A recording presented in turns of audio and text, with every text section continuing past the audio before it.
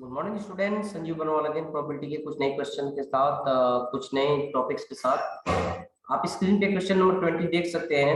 Late two fair six faced dice A and B be thrown simultaneously if E1 is the event that dice A shows up 4, E2 is the event that the dice B shows up 2, and E3 is the event that the sum of the number on both the dice is 4.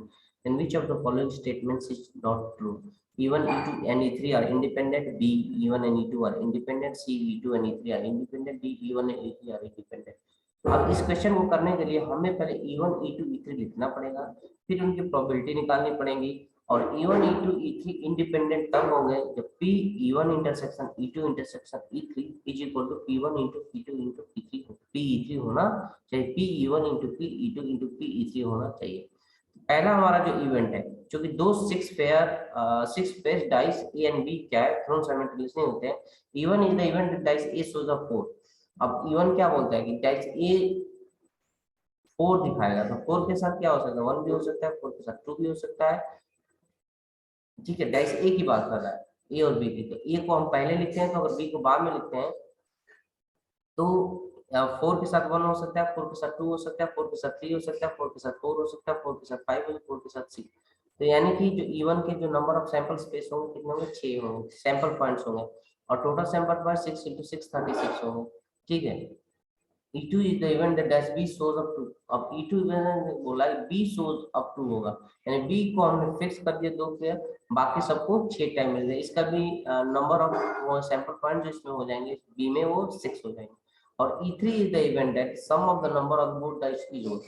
अब both dice पे odd होगा तो 1 1 भी हो सकता है, 1 3 भी हो सकता है, ऐसे करके जितने ओड वाले होंगे हम ले लेंगे। 3 1 होगा, 1 3 होगा, ऐसे कर जितने भी होंगे। तो P E1 equal to 6/36 equal to 1/6, P E2 equal to 1/6 और P E3 निकलेगा 1/2 जब आप कैलकुलेट करेंगे तो। ठीक है, इन्होंने फॉर्मूले से कैलकुलेट किया 2C1 into 3C1 into 3C1। ठीक है, तो यहाँ पे क्या होता है कि जैसे देखिए E3 में क्या हो रहा है, sum odd number on A to B odd plus number on B to B even, और number on B to B odd plus number on A to B even, और फिर ये दोनों आपस में इंटरचेंज हो सकते हैं।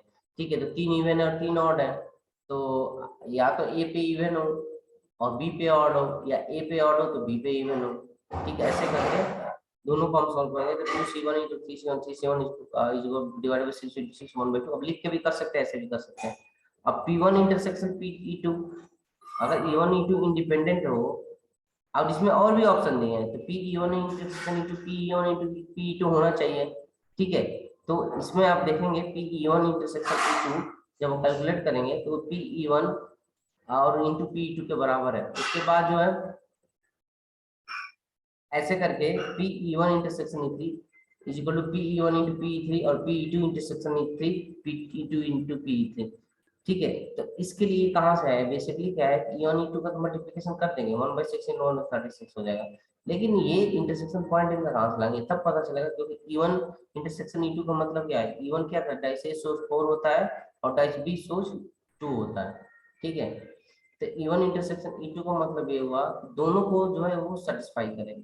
दोनों को सेटिस्फाई करेगा मतलब क्या है कि ऐसे जो क्या होंगे, जो दोनों में जैसे डाइस A सोर्स 4 उसको हम कर लेंगे और डाइस बी सोर्स 2, तो अब सोर्स 2 में तो 4 2 वाले क्या होंगे, कॉमन हो जाएंगे इसमें, तो 4 2 हो जाएगा। ठीक है, इस तरह से क्या है, जब आप इसको सॉल्व करेंगे तो 4 2 में तो केवल 1 इवेंट 1/6, और ऐसे करके E2 में भी P2 में 1/6 1/6 इंटू 1/6 1/36, P1 इंटरसेक्शन जो E2 होगा वो होगा 1/36 और P1 इंटू P2 भी 1/36 होगा। ऐसे करके सॉल्यूशन होगा इसका।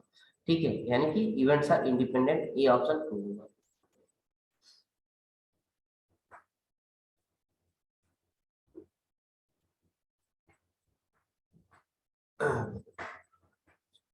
क्वेश्चन नंबर 21 देखते हैं। IIT JEE Mains 2016 online set 1 question है। If A and B are any two events such that PA is equal to 2/5 and PA intersection B is equal to 3/20, then the conditional probability PA by A dash union B dash where A dash denotes the complement of A is equal to। अब इसके लिए हमें क्या चाहिए, अब PA by A dash union B dash का मतलब तो क्या होगा, जब इसका फॉर्मूले सब तोड़ेंगे तो ये हो जाएगा PA intersection A dash union B dash divided by PA dash union B dash। तो अब A dash union B dash का मतलब क्या है कि आपको हमें ये पता होना चाहिए कि A dash union B dash कैसे निकालेगा। अब A dash union B dash निकालने के लिए क्या होगा, P A dash union B dash is equal to 1 minus P A union B because A dash union B dash। या आप ऐसे भी कर सकते हैं कि A इंटरसेक्शन B का जो डैश होता है वो होता है A dash union B dash. तो A इंटरसेक्शन B का complement A intersection B P का 3/20 है A इंटरसेक्शन B P।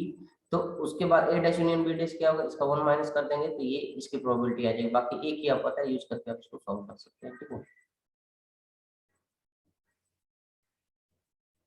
यहाँ से देखिए P A intersection P A minus P, इसको करके सॉल्व करके अब 5/17 इसका आंसर होगा। Correct answer B.